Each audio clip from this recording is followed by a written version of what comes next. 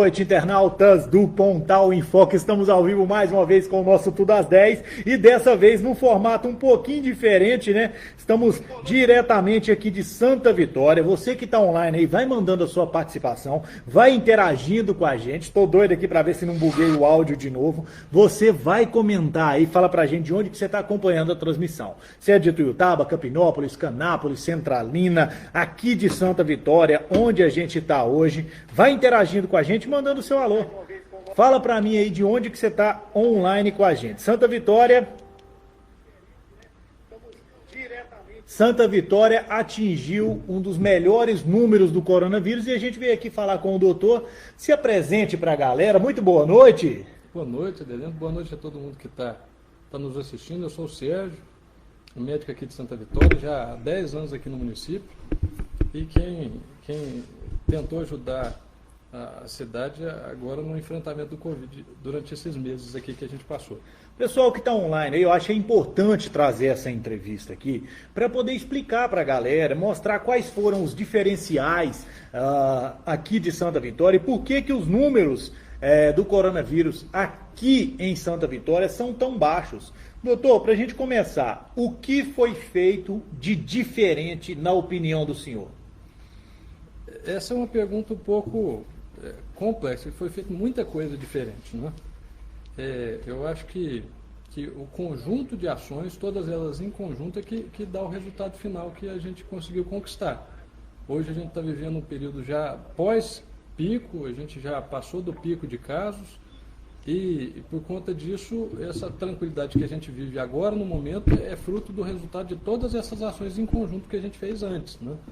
Então, desde o comecinho lá, em março, quando a gente começou a se organizar para o enfrentamento do Covid, todas essas medidas vão como tijolinho a tijolinho em conjunto para dar o resultado final que a gente tem hoje. Certo, eu fiquei impressionado porque se a gente pegar os números do coronavírus de outras cidades e comparar com os números daqui, a gente vê que o resultado nessa comparação é realmente muito grande, né, doutor? Chega um pouco mais para cá, para o microfone ficar mais perto do senhor aí, não ficar falando, a voz do doutor tá baixa, porque o doutor fala baixo, o doutor é refinado, não é igual eu, não fica gritando. Vai comentando aí, vai, doutor. Realmente os números não foram dentro do esperado. No começo, em março, quando a gente começou a falar a respeito de Covid, a gente tinha os números da Europa, né? Nós tínhamos números ali da Alemanha, da Espanha, da Itália, começava a ter a curva da Inglaterra e dos Estados Unidos. Então, com essas curvas, a gente tentou fazer uma previsão, uma expectativa do que ia vir para o Brasil. Porque não é possível fazer gestão pública em saúde sem você ter uma noção, pelo menos por alto, do tamanho do problema que ia chegar, não é? Na época, a previsão que a gente fez foi que o Brasil teria, infelizmente, entre 80 e 160 mil óbitos no Brasil por conta do Covid. Então, nós trabalhamos com uma expectativa de 120 mil mortes no Brasil. Fazendo a proporção, né, a gente esperava que aqui em Santa Vitória, no final da nossa curva, a gente tivesse algo em torno de 12 óbitos. Eu tenho esses números. Para Ituiutaba, a gente esperava alguma coisa em torno de 60 óbitos. Para a nossa micro-região, a gente esperava algo em torno de 120 óbitos, para a nossa macro-região 700, para o Triângulo 1.200, para o estado de Minas 12 mil, para o Brasil 120 mil mortes. Quando a gente viu o que aconteceu ao longo desses meses, nós vimos que quase todos esses números foram superados. Então, o Brasil hoje, todo mundo já sabe, a gente está com 151, 152 mil mortes já no Brasil por conta do Covid, então a gente passou em muito já dos 120 mil. Nós tivemos em Ituiutaba, infelizmente, já tem 84 óbitos, que é 40% acima dos 60 que a gente tinha previsto. A nossa micro-região já está com 120 que a gente previu, né? Minas está um pouco abaixo, Minas está com 8.200 óbitos quase, acho que 8.170, nós estávamos esperando 12 mil. Mas sempre com curvas próximas. A surpresa maior foi com Santa Vitória mesmo. Santa Vitória, que a gente esperava 12, hoje a gente já está no final, passamos o pico, descemos a curva, e hoje a gente conta com 3 óbitos, infelizmente 3 pessoas não resistiram e faleceram, né? Então, esperando 12 e chegar com o número de 3, 75% abaixo do esperado, sendo que todos os outros lugares tiveram números acima do esperado, foram números para se demonstrar mesmo o sucesso na empreitada. Você que está online, vai mandando o seu comentário, vai participando com a gente. Não tá dando para ouvir? Tá sim, eu tô testando aqui, ó. Tá dando certo, ó. Ó a voz do Adelino aqui. Tá saindo aqui sim, dá uma levantada no volume, tá tudo certinho. Olha só, a gente vai falar dos números, vai mandando a sua participação, o áudio tá chegando legal, vai comentando aí pra gente. E eu preciso saber o seguinte: boa noite Vera, boa noite Marcelo, boa noite Valteci, boa noite Tiago, boa noite Líbia, boa noite Manuel, boa noite pessoal de Chapadão do Sul, Mato Grosso do Sul. E eu queria te perguntar o seguinte, doutor. O senhor tem gráficos aí para poder mostrar, sim, a gente falar sobre isso? Eu vi que tem alguns exemplos. Você pode colocar aí para a gente? Pode lançar. Aqui nesses gráficos a gente tinha expectativa criada de número de óbitos para o Brasil, e o que a gente teve até sexta-feira da semana passada, a gente estava com 151 mil mortes. E 120 mil era o esperado. Em Minas, aqui está o número aqui do lado, nós tínhamos uma expectativa de 12 mil, até agora foram 8.200 mais ou menos, 8.170 segundo a Secretaria Estadual. Nesse gráfico aqui, vocês veem a expectativa que nós tínhamos para o Triângulo Mineiro. A gente esperava que no final da curva tivesse 1.200 óbitos. Nós estamos com 1.435 já, e nós não acabamos ainda a nossa, sim, curva, né? Para a nossa macro-região, que é que interessa mais, porque aqui dentro é que todo o ciclo de tratamento e condução dos casos acontece. A gente esperava algo em torno de 700 mortes, já estamos com 917. Então, sempre acima do esperado. Quando eu pego os números aqui mais próximos da gente, para micro-região, a gente esperava em torno de 120 mil mortes, 120 óbitos. Nós estávamos com 116 na sexta. Hoje a gente já está com 116, hoje já passou um pouquinho, já alcançou 120 e ainda não concluímos a nossa curva. Então deve ficar um pouquinho acima da previsão. Ituiutaba, infelizmente, a gente esperava algo em torno de 60 mortes por conta de Covid, já estamos com 84. Esse dado que eu coloquei de 82 é de sexta-feira. Hoje a gente já está com 84, então, infelizmente, a gente já superou em 40% o esperado para a cidade. Mas quando você vê o gráfico de Santa Vitória, você consegue ver a diferença. Nós esperávamos 12, enquanto nos outros lugares a gente está vendo números de casos acima do esperado.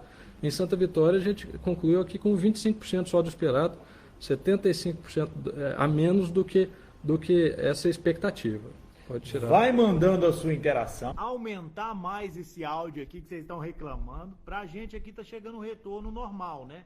Vou tentar melhorar aqui, vamos ver se melhora para vocês, se vai melhorar. Se não, vocês falam aí. Vamos ver se vai melhorar. Acho que agora vai, doutor. Tem mais um último gráfico ainda para vocês verem como que está a evolução do número de casos aqui em Santa Vitória e região. Pode mostrar o gráfico.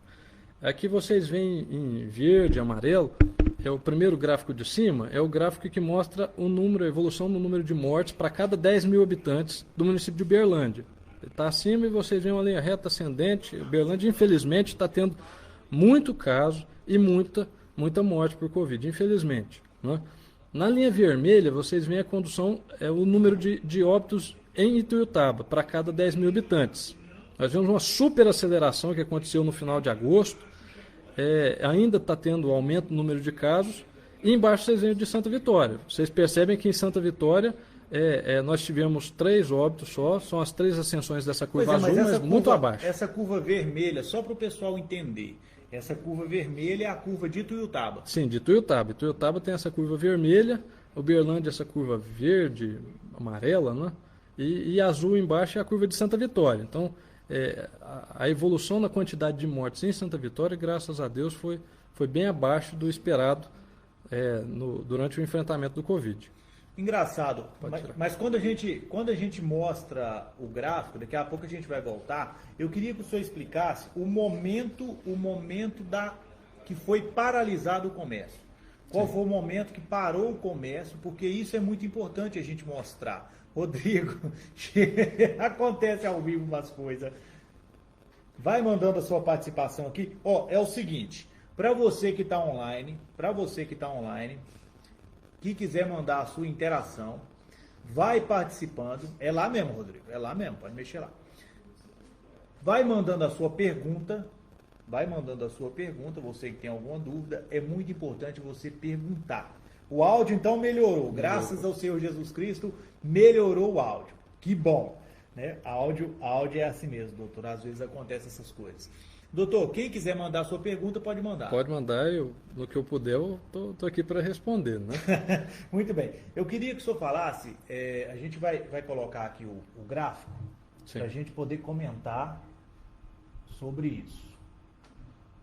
Doutor, falando sobre o gráfico especificamente, esse que a gente está mostrando agora, em que momento foi feito a paralisação aqui? Sim. Entendeu? Parou, fechou o comércio todo. Para se conseguir um menor número de mortes por Covid, nós acompanhamos duas taxas. Uma taxa é a taxa de letalidade, que é a taxa que me fala de cada total de pacientes, quantos vão falecer. Ou seja, o município que tem baixa letalidade quer dizer que se você estiver doente lá, as chances de sobrevivência são maiores.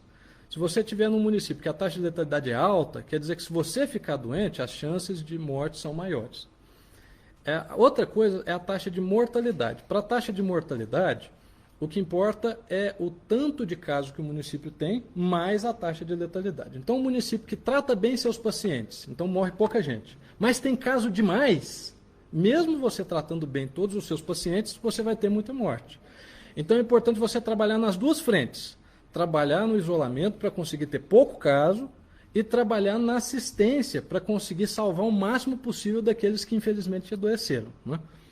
Então, fazer uma gestão de curva é controlar o isolamento social nos momentos que são importantes de ser controlados. E esse gráfico aqui serve para mostrar isso. E esse aqui, para quem não entendeu, esse gráfico a gente está mostrando na tela, está mostrando de casos. Santa Vitória, Uberlândia, Tuiutaba e Uberlândia. Exatamente, é exatamente. Então, vamos lá.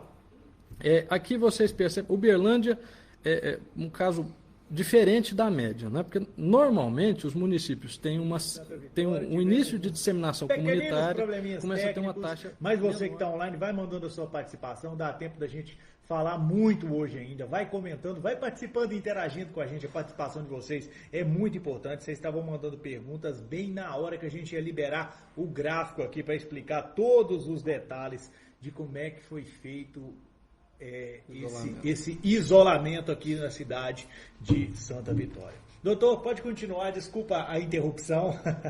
Acontece, né? A gente consegue lançar o gráfico? Sim. Aqui, esse gráfico eu fiz para mostrar para vocês o seguinte, Cadê pessoal. O gráfico? Rodrigo? Já está ok. Tá ok? O gráfico, Rodrigo, meu Deus do céu. Aí, peraí, um pouquinho pra gente. Porque hoje é o dia.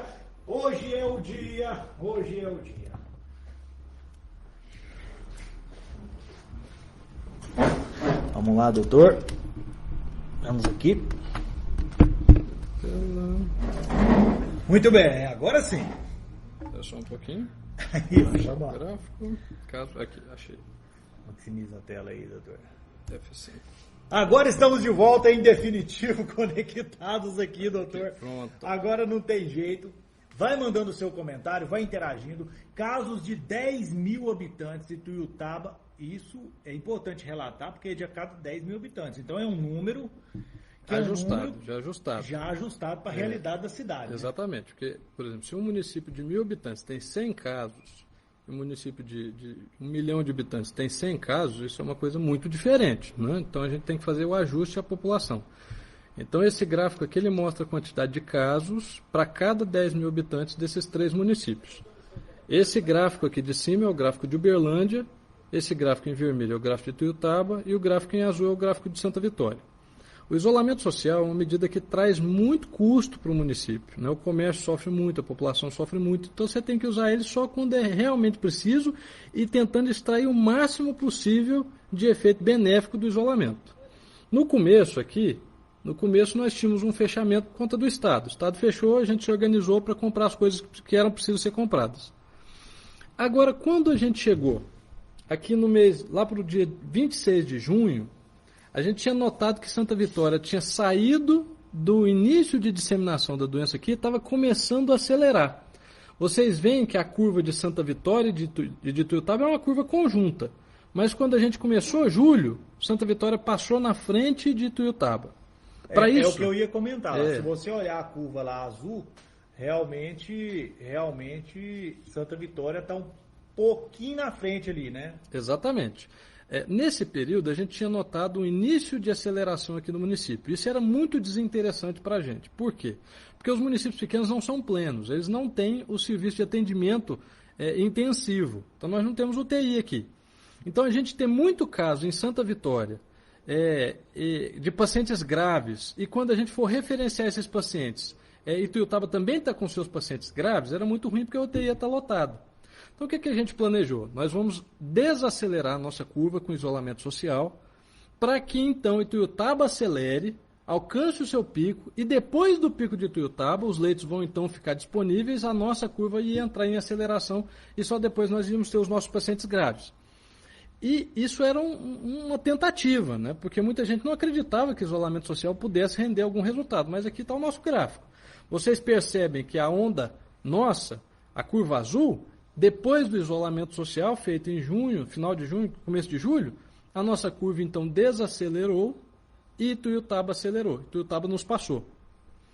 Depois desse momento, tem um outro período em que é importante fazer a escolha certa de quando fechar, que é quando a gente acelera. Mas você não fecha depois que você já está com a UTI lotada, com muito paciente morrendo, não é assim. Você tem que começar a vigiar constantemente o número de novos casos, e assim que você observa um aumento acentuado de novos casos antes dos graves chegarem, você já fecha. Aqui Ituiutaba, infelizmente, entrou num período de aceleração, vocês veem aqui o período de onda vermelha, mas ainda não tinha fechado. Depois disso, sem fechamento, depois de 4 semanas acelerado, Ituiutaba superacelerou. E subiu muitos casos. Ituiutaba está muito longe de Uberlândia e quase empatou com o número de casos, de novos casos semanais, proporcionalmente falando, em relação a Uberlândia. E só depois acelerou. Ituiutaba fechou depois. E agora a gente está vendo a redução de novos casos em Ituiutaba. Santa Vitória não. Assim que nós aceleramos, eu tinha visto o começo da aceleração, a gente planejou já fazer mais 2 semanas de isolamento rigoroso, com lockdown nos finais de semana, e então a nossa curva desacelerou e agora a gente já saiu do período de pico. Então nós ficamos só por 4 semanas no período de aceleração, de pico de doença aqui.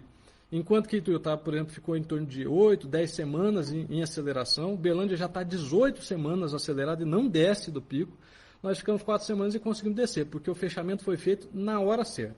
Pois mas o quanto você avalia e o quanto você atribui a esse fechamento na hora certa sobre esse pico? Só acho que tem 100% a ver com aquela onda lá. Sim. A gente faz um controle rigoroso diário de todos os novos casos. Então a gente acompanha a medida e quando você faz uma coisa, você consegue ver o resultado dela logo depois. Então, a gente já tinha ganhado confiança no efeito do isolamento social, porque aquelas 3 semanas anteriores tinham mostrado que o nosso ritmo de crescimento reduziu. Ituiutaba não fez e acelerou, nós fizemos e não aceleramos. Então, parece que a medida surtia efeito. E agora a gente tentou fazer de novo durante o período de pico, antes do pico, né, no período que estava começando a aceleração, e teve bom resultado de novo. Mas nós ficamos só 4 semanas com muitos casos e já reduzimos outra vez. Eu vejo que tem cidades, é complicado você fazer comparativo com cidades às vezes muito pequenas ou muito grandes, né? Por isso que tem que usar a proporção, né, doutor? A gente vai mostrar alguns exemplos como Gurinhatã, tem um exemplo também, mas vamos seguir aqui o ritmo aqui dos gráficos do senhor.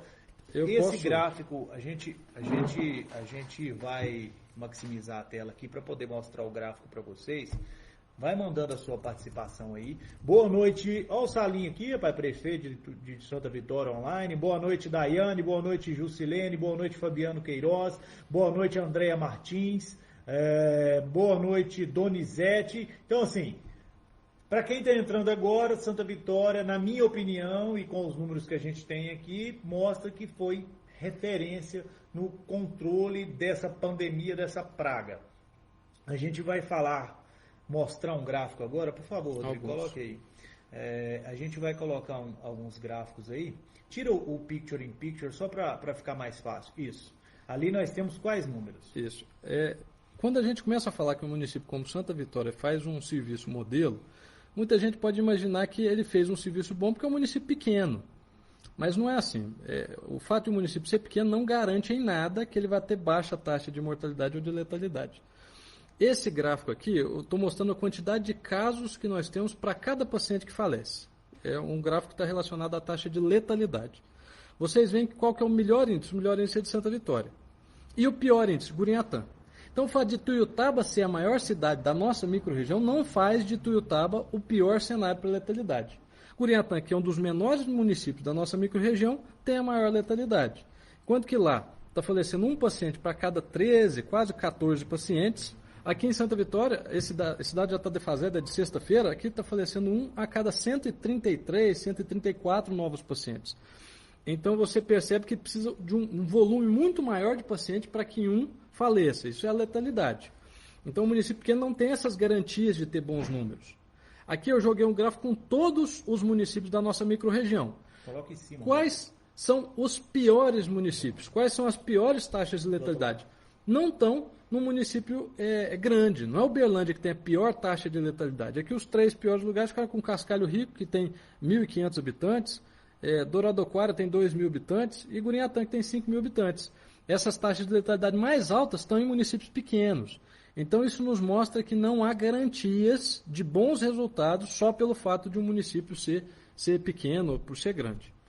Olha, volta mais uma vez aqui no gráfico. Ali mostra Gurinhatã, Douradoquara e Douradoquara como os líderes. Esse gráfico é da taxa de letalidade. Então, a chance de um paciente doente morrer nesses 2 municípios é maior, né? E as menores taxas da nossa microrregião toda está aqui em Santa Vitória e Douradoquara. Entendi. Entre os municípios que já tiveram óbito, esses são os 2 melhores, somos nós dois. Santa Vitória com 0,76% de taxa de letalidade.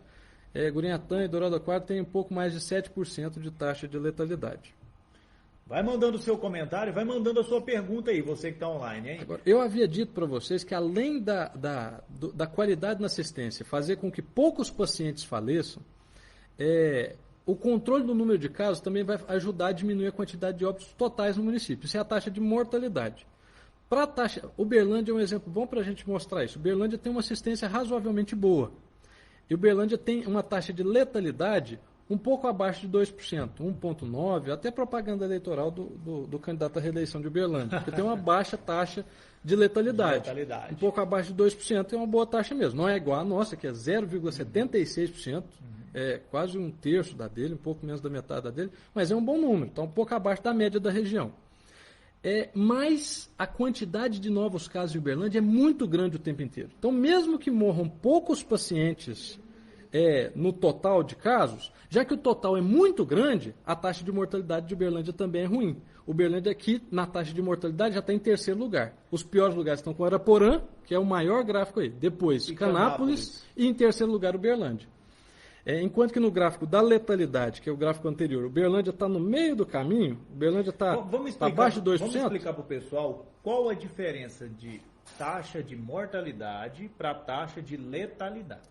A taxa de letalidade é quantos doentes vão falecer entre os que adoeceram.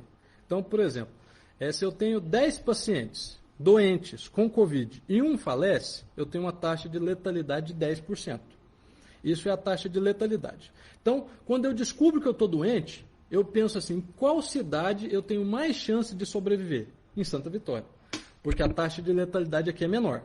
Agora, se eu não estou doente, eu quero mudar para uma cidade em que eu sei que morrem poucas pessoas por Covid, aí eu vou olhar a taxa de mortalidade, porque tem pouca gente morrendo lá. Às vezes morre pouca gente porque tem pouco caso, às vezes morre pouca gente porque estão sendo bem tratados. Mas a melhor condição é quando você vai para uma cidade que tem pouco caso, e entre os que tem pouco caso, ainda tem pouca gente morrendo, porque são bem tratados. Foi o caso de Santa Vitória. Os nossos números são bons porque a gente conseguiu unir as duas coisas.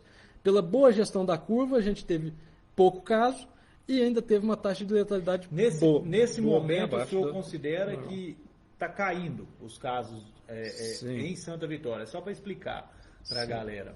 Eu tenho também, para que vocês vejam, o número de novos casos semanais que nós temos aqui em Santa Vitória. Aqui vocês vão conseguir ver a nossa curva. Dia 22 de maio, nós tivemos o nosso primeiro caso, um caso de um paciente de um distrito nosso que tinha adoecido. Depois disso, a gente ficou mais quase 3 semanas sem nenhum caso. Depois disso, nós começamos a ter um pouco menos de 10 casos toda semana. Tinha 2 casos numa, 4 na outra, 6 na outra, 3 de novo. Então, a gente ficou mais ou menos um mês tendo disseminação comunitária dentro da cidade, mas com poucos casos. E então a gente acelerou. Foi naquele momento que eu tinha falado para vocês que nós estávamos acelerando. Antes de Tuiutaba, isso era muito ruim para a gente. Aqui a gente fechou. No meio de junho, a gente fez um fechamento por 3 semanas, um fechamento rigoroso e surtiu efeito. Os casos caíram de novo para em torno de 10. No começo de agosto, meio de agosto, aí a curva acelerou e subiu. Subiu, e teve um dia uma semana que a gente teve 53 novos casos.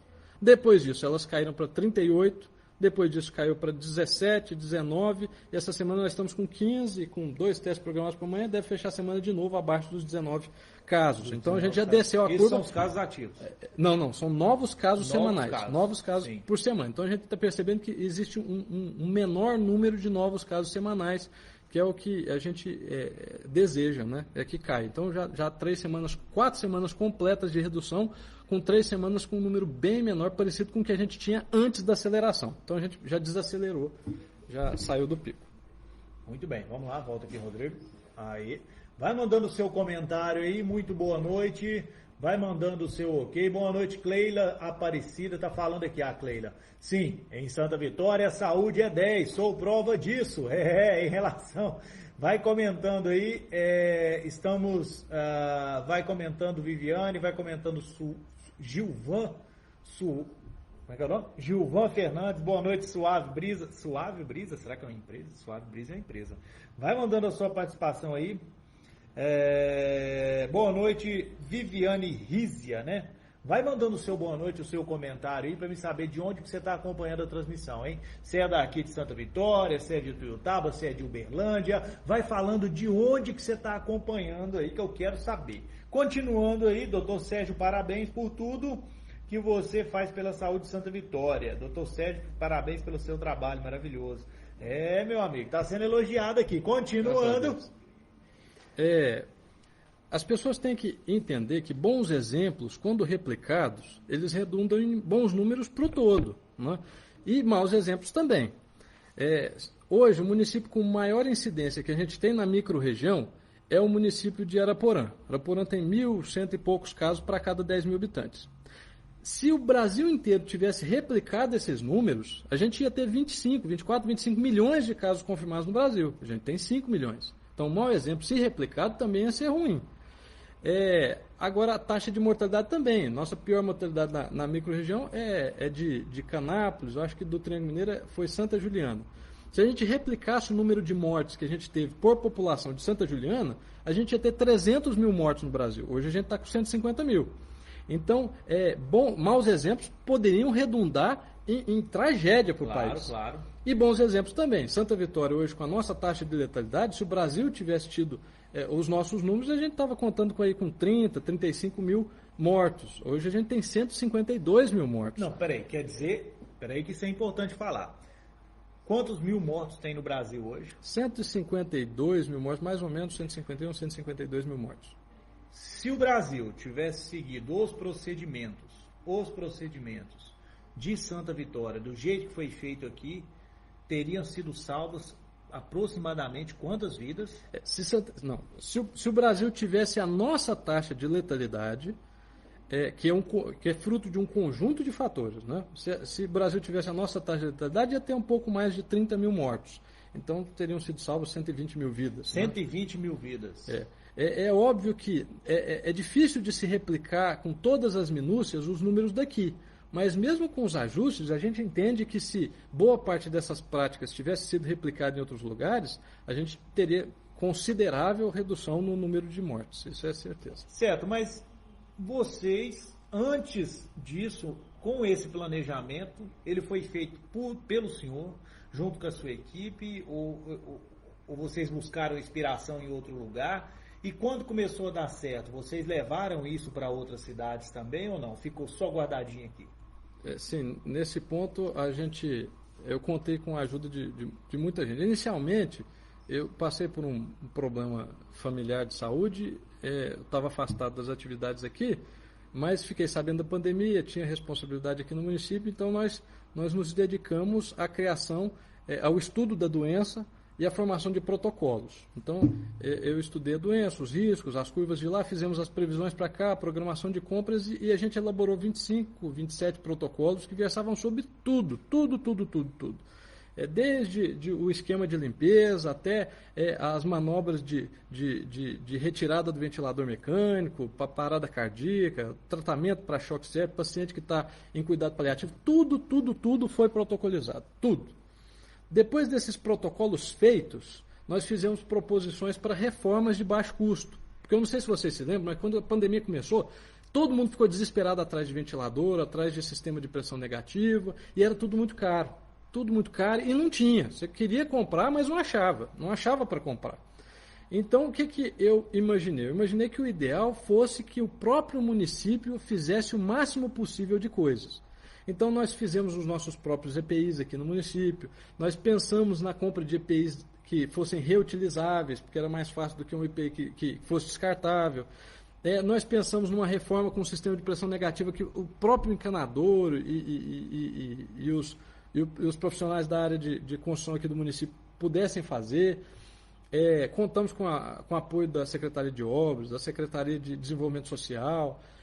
O pessoal se empenhou mesmo, que está todo mundo preocupado com a doença. E fizemos, e o trem deu certo e saiu barato. Nós fizemos uma câmara de isolamento, para vocês terem uma ideia. O município de Berlândia estava adquirindo umas câmaras de isolamento que aspiravam o ar contaminado do paciente. O paciente está no leito, então ele tosse, ele espirra e sai, o vírus fica no ar. Esse ar ele é aspirado e lançado para fora, para outro ambiente, para não contaminar o ambiente de dentro do quarto, não passar o vírus para outro paciente, para o profissional, para o enfermeiro, para o médico, para tentar proteger a equipe. Essas câmeras, na época, estavam sendo vendidas a 6, 7 mil reais. E tinha fila de espera, você tinha que esperar um tempão para construir. Então a gente idealizou uma câmara de isolamento aqui no município, que a gente fez com o material que nós compramos. A câmera ficava entre 250 e 300 reais, os nossos profissionais faziam, nós fizemos 12 aqui. Depois disso a gente viu que estava funcionando, e aí a gente contou com um apoio muito importante. O representante do Ministério Público aqui do município, o doutor Diego, a quem eu tenho que agradecer muito, muito mesmo. O doutor Diego ficou sabendo dos protocolos, eu apresentei isso para ele, e ele intermediou a nossa relação com a doutora Maria Carolina, que é a responsável do Ministério Público da Saúde lá em Tuiutaba, né? Ela nos recebeu, um amor de pessoa, muito educada, e depois de ver a viabilidade de replicação disso para outros municípios, ela nos levou e a gente visitou a administração de Tuiutaba, a administração do Hospital São José, do pronto-socorro, outros municípios nos visitaram, o município de Piaçu veio aqui, o prefeito, o secretário, o pessoal município vizinho, São Simão nos visitou, vários municípios ligados, o município do estado de São Paulo nos ligou para saber como é que a gente estava fazendo, e a gente tentou replicar isso, a Regional de Saúde a gente apresentou para eles também. Desses todos a gente conseguiu fazer uma parceria com o Hospital São José, a UTI do Hospital São José abraçou algumas dessas medidas, o sistema de pressão negativo, a câmara de isolamento, então hoje como é acho que foi um está bom a trabalho. situação de Santa Vitória? Se a gente pegar aí alguns exemplos. Bom, aqui em Tuiutaba, por exemplo, está caindo os casos, mas teve um pico muito alto, né, de acesso. Aqui teve mais estável um pouco por causa dessa gestão. Se a gente analisar, como é que está Santa Vitória hoje? A gente passou pelo pico da doença aqui na cidade. A quantidade de casos nossos foi baixa, mas não foi tão baixa. A gente conseguiu fazer o controle num nível adequado. A nossa quantidade de óbitos foi muito baixa, mas de casos um pouco baixa, né? Hoje a gente já saiu do pico, desacelerou, e o risco agora de evoluir mal, de fazer novo pico é pequeno. Assim, eu sempre oriento a população a tentar fazer medida de higiene, né? Tentar evitar abraçar, beijar. Agora, movimento político, muita gente está ansiosa demais e faz muita festa, mas a gente tem que tentar evitar ao máximo, ter cuidado de higiene, sabe? Para não beijar demais, não abraçar demais, não ficar próximo demais, evitar aglomerações muito grandes, para tentar ver se não tem uma nova reativação da disseminação da doença. Mas, graças a Deus, nós estamos com números tranquilos. Nós estamos vivendo um período agora bem tranquilo. A onda verde, que agora chegou para o Triângulo Mineiro, está muito adequada para a gente. Então, graças a Deus, a gente passou por um período curto de pico, não superacelerou e nem ficou muito tempo acelerado. Graças a Deus a gente passou do pior. Já não há mais risco de desassistência, que era o grande medo, que pessoas doentes não conseguissem assistência médica, né? Graças a Deus esse risco não existe mais. Vai comentando aí você que está online. Deixa eu mandar aqui uma boa noite para Andréia, uma boa noite para Manuela, uma boa noite para Cleila, Vilma, Ive Marques, tudo bem? Vai falando aí de onde que você está acompanhando a nossa transmissão, todo mundo que está participando. Tem mais gráfico aí para a gente mostrar, doutor? Tem. O senhor que é o cara dos gráficos, que organiza tudo aí direitinho para a gente. Vai mandando o seu comentário aí. O assunto está muito bom aqui com o doutor Sérgio. Tem mais gráfico aí? Que põe Tem alguns gráficos aqui. Se quiser lançar, pode lançar. Dá o F5 aqui para sei lá qual F que é. Opa, foi lá para frente toda vez. Toda vez. Vamos lá, vamos mostrar mais um pouquinho de gráfico aqui para explicar para a galera a situação. Entendeu? E quem tiver, a gente inclusive vai fazer uma matéria completa sobre tudo isso e vai ser divulgada amanhã no Pontão em Foco, com um comparativo com os municípios da região e por que Santa Vitória foi tão bem assim. Vamos lá. É importante dizer que esses números nossos não são bons só em relação à nossa microrregião. A nossa microrregião saiu, a nossa micro e a nossa macro-região saiu pior que o resto do estado. Nossos números não são tão bons. Um pouco a taxa de mortalidade foi arrastada por Uberlândia, que ficou muito tempo acelerada, está muito tempo acelerado, né?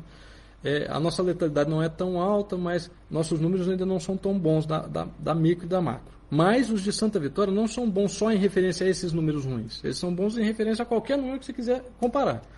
Então, esse gráfico que eu coloquei aqui agora, se vocês quiserem lançar, pode lançar.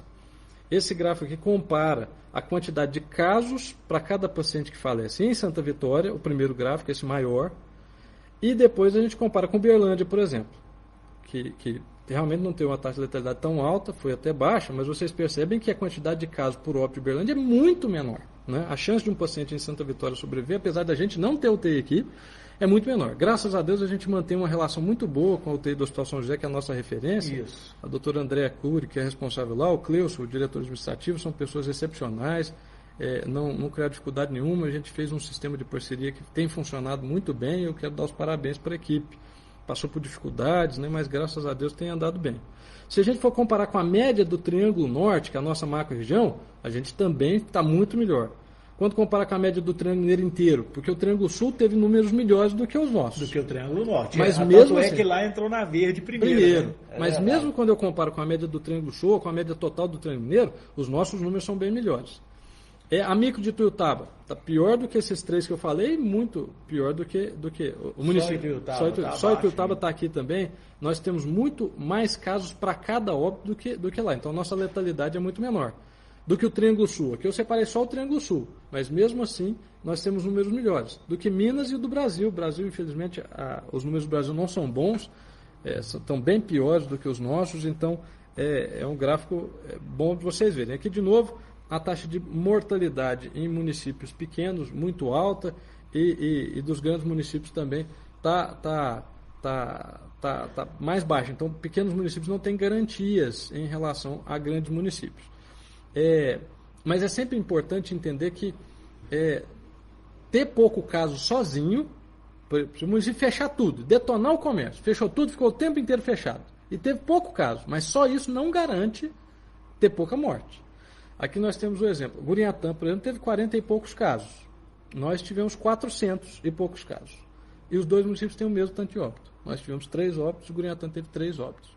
Então, o controle social é importante. Mas se ele não tiver associado à qualidade na assistência, não adianta de nada.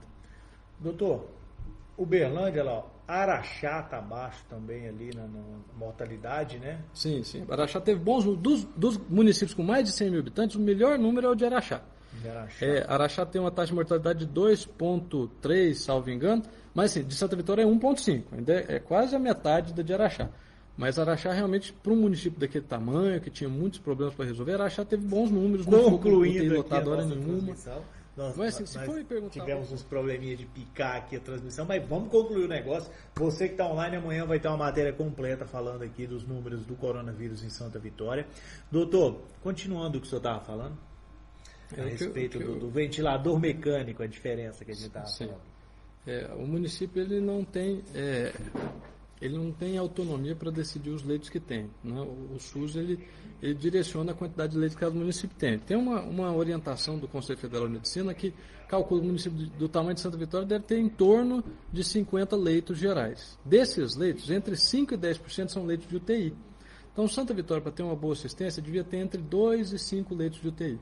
Só que 5 leitos de UTI não tem um UTI. Uma UTI pública gira em torno de 10 pacientes, a gente faz uma UTI com 10 leitos, que é uma UTI mínima para girar o corpo que precisa manter. Então, Santa Vitória não mantém uma UTI, não tem como manter uma UTI. Então, a UTI, que é um serviço de alta complexidade, ele fica centralizado em uma cidade polo. No nosso caso é Ituiutaba. Ituiutaba centraliza os leitos de UTI para a nossa microrregião. Só que nós temos uma carência muito grande de suporte ventilatório de leitos de UTI. Para vocês terem uma noção, o Brasil tinha em torno, antes da pandemia, em torno de 60, 70 mil ventiladores no Brasil, ventiladores mecânicos. O paciente que não consegue respirar, a gente coloca um catéter de oxigênio. Se não conseguir com catéter, a gente coloca uma máscara de oxigênio. Se não conseguir na máscara, você tem que entubar. Você passa um tubo dentro da garganta do paciente e conecta ele num ventilador que vai respirar por ele. Vai jogar o ar e retirar o ar para fazer as trocas gasosas para esse paciente não vir a óbito. Ituiutaba, para ter a média nacional, que era ruim, deveria ter em torno de 50 ventiladores, 60 ventiladores, para ter a média nacional. Nós tínhamos em Ituiutaba, eu acredito que algo em torno de 15 ventiladores mecânicos. Sim, né? 15. A UTI de São José tinha 7, tinha uns no pronto-socorro, tinha no Nossa Senhora Badia, ao todo eu acho que eram uns 15. Chegou alguns Então, não foram utilizados e tal, por burocracia. Pois é, o número total de ventiladores era muito abaixo da média nacional, que já era ruim. Então a gente tinha essa noção da carência de ventiladores mecânicos. Por isso a gente resolveu comprar. O que a gente pensou? Eu vou ter um paciente grave que pode entrar em insuficiência respiratória e às vezes não vai achar leito de UTI. O que eu faço com esse paciente? Deixa ele morrer com falta de ar? Não posso. Não dá. Então a gente fez a previsão de quantos casos poderiam aparecer e com isso a gente programou a compra dos ventiladores. Então a gente comprou 4 ventiladores mecânicos, já tinha feito a aquisição anterior de um, e locamos mais um para ficar com esses 2 até chegar aos 4 que a gente tinha comprado. Né? Então hoje Santa Vitória está com 2 ventiladores que nós temos, um locado e os 4 comprados. Nós temos com 7 ventiladores mecânicos, não tem mais risco nenhum de desassistência aqui no município. Graças a Deus, não foi só esse investimento. Outros, como eu falei, foi aproximadamente R$1 milhão de dinheiro investido nisso. Com pessoal, com plantão de médico, de enfermeiro, deve ter investido mais outro R$1 milhão, mais ou menos, até o final do ano. É muito dinheiro para conseguir chegar nesse resultado, não é fácil. Fazer uma pergunta. Ituiutaba, especificamente, eu já vi muita prefeitura reclamar da falta de profissional. E para se chegar num bom resultado, igual que vocês tiveram aqui, depende 100% dos profissionais. Como é que vocês mantêm esses profissionais trabalhando e querendo trabalhar?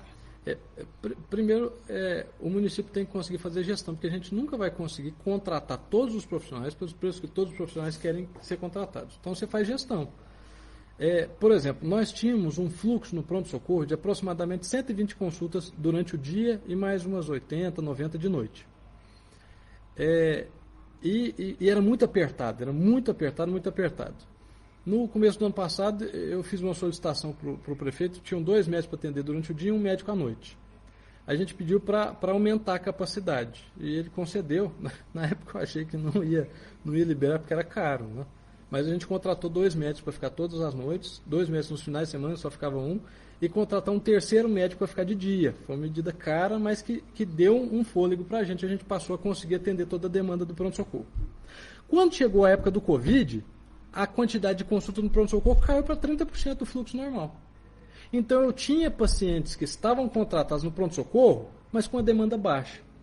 O que eu faço? Eu tenho uma pandemia chegando, preciso de profissional para cobrir a escala da pandemia. Eu realoquei esses profissionais. Então, você tem que fazer gestão inteligente, não nasce dinheiro em árvore, né? A gente tem que valorizar o dinheiro público. Então, a gente fez remanejamento profissional. Nós começamos a falar sobre a medida que eu achei que foi mais eficaz.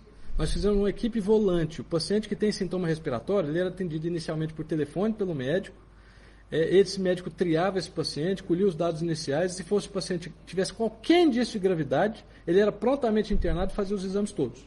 Mas para isso funcionar, a gente precisava de administrativo. Tinha gente que precisava atender o telefone, colher o dado inicial, anotar ficha, preencher papel. É muita coisa burocrática, às vezes você não percebe, mas tem necessidade. Claro. E não dava para contratar, não tinha dinheiro. O dinheiro veio do governo federal, veio bem depois. A gente já tinha tudo organizado quando o dinheiro chegou. Como que a gente fez? Existiam profissionais do esporte, do turismo, profissionais do serviço social, profissionais de outras áreas da prefeitura que estava tudo fechado, estavam em casa, mas que podiam ser usados no administrativo. Então a gente realocou esses profissionais para trabalhar com a gente no administrativo. Então, fazendo esse tipo de gestão inteligente, você economiza, consegue oferecer o que a população precisa e sem gastar demais. Então, foi o que a gente tentou fazer. Mesmo assim, a gente ainda gastou muito, né? Mas você potencializa o efeito do dinheiro quando você faz esse tipo de coisa. Aquela questão de atender o paciente em casa, esse aqui eu acho que foi o segredo do município. Existem critérios de notificação do paciente que tem suspeita de Covid. O paciente que tem 2 sintomas respiratórios, ele é suspeito para Covid. Agora os critérios mudaram recentemente, mas na maior parte da pandemia a gente trabalhou com isso. Entre febre, tosse, dor de garganta, falta de ar e coriza, se você tiver 2 desses 5, você era considerado suspeito de Covid. Aqui, no município, para o paciente idoso não precisava ter febre. Não precisava ter febre. E para o idoso, para os pacientes graves, se eu tivesse falta de ar, eu era considerado grave. Ou aumento da frequência respiratória, esforço respiratório, sinais que ele estava com falta de ar. Agora, para o paciente idoso, outros indícios poderiam sugerir que era um paciente grave. Por exemplo, o paciente que teve alteração súbita do humor. O paciente começou a ficar irritado, bravo, ou sonolento.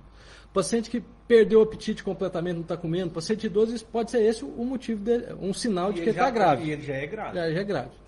Agora vocês veem um exemplo aqui que eu tive. Um paciente que tem Alzheimer, tá, com 80 e poucos anos de idade, tem Alzheimer e está escorrendo o nariz. Esse paciente nos ligou, a filha ligou e estava conversando com a gente, disse que o pai começou a ter coriza no dia anterior, ou 2 dias antes.